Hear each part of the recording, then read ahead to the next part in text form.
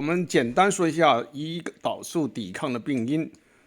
肥胖和超重、腹部脂肪堆积是胰岛素抵抗的重要危险因子。过多的脂肪组织会释放炎症因子，干扰胰岛素的信号传导。遗传因素，家族史中存在2型糖尿病或胰岛素抵抗的人群患病风险更高。